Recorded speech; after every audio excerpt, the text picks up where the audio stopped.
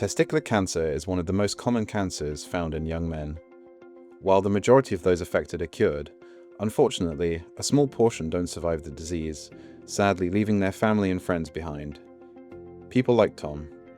Hi Amanda, and thank you so much for joining me today to have a chat with us about what's happened to you and your lovely son Tom.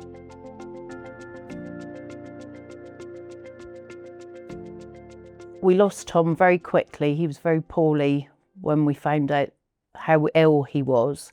And I think it's important that other people go and get themselves checked out so that they don't have to go through what we've had to go through as a family. Yeah, well, it's very brave of you to talk to us, but I thought I'd just sort of ask you first of all about what sort of lad was Tom? He was very loving and caring.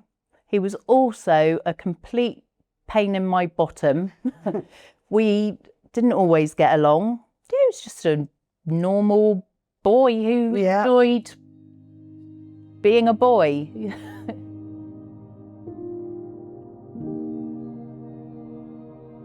When did you first sort of think, actually, Tom, you're not very well? I didn't. Not until he sent me a photo of him with a needle in his arm, and me being a mum of boys and spending half my time in hospital, texting back saying, "What have you done now?" Thinking he'd had another accident. He rang me after I'd seen the picture and said, "I think it's cancer." So it was in the hospital that you suddenly thought, oh, hang on then. Yeah, he had 2 days to live when he went to the hospital. That is so sudden, isn't it? Yeah. His girlfriend at the time caught him throwing up blood in the toilet and said, "You'd better go to the hospital." And then him being him, not wanting to let anyone down, he still went to work, unlocked the workshop before he took himself to the hospital. He acted like it wasn't happening at all. You wouldn't have known he was ill. I mean, 2 weeks before he died, he was chasing his little brother around at a village fete. You know, just all the time trying to hide it from everyone. Why do you think he couldn't come out and talk about it? I think he was just trying to protect us all. And probably himself. It wasn't until I rang the hospital to try and get some answers, and they used the word palliative, and they were trying to get him to go into the hospital to have some treatment, and he was refusing.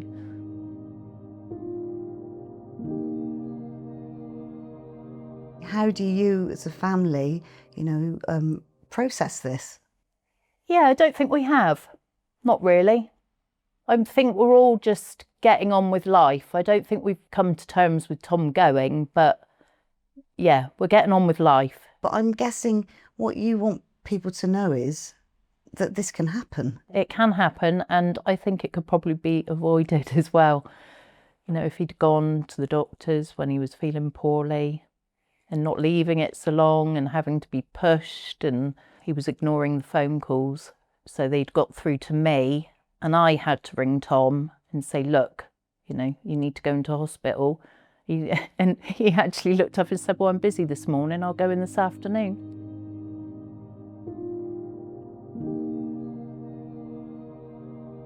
Well, how did you then get involved with It's in the Bag? How did you hear of them? Once Tom had died, they were straight on the phone offering to pay for his funeral. And what did that mean to you? A lot. I had no savings, and we'd have found the money, but it was just one email, one phone call. It was all done. So it was the biggest weight lifted, and that's why I'm trying to help them out as much as I can, because that was, strangers, complete strangers, helping someone out in a really tough time.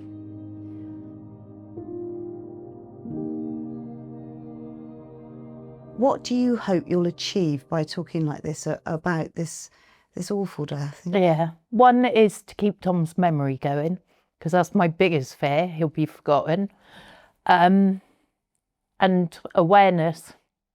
It's so preventable and so curable. Boys were always playing with their bits. If they'd just notice that there's something different and go and get checked out. It is scary, but it's better than the alternative. And how much does it help you as a family that you are now fundraising for It's in the Bag to try and get, you know, more funds to help raise the awareness. I know your Yes. son Jason is helping, isn't he? Yeah, he's going to jump out of an aeroplane, give me a few more grey hairs. He organised the motorbike ride. We did that huge, great big raffle. You know, the rugby club have been brilliant. They helped get Tom's memorial together and they've really supported him. As soon as he'd gone, I wanted to pay back. Having that focus gave me something to think about rather than dwell on what had happened.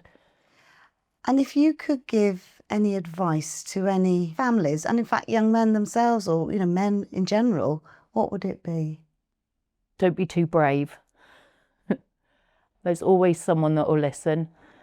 And it's not always about them. You're going to be leaving people behind that care. I think Tom probably thought he was helping us, but if he'd let us help him, then perhaps we wouldn't be here now.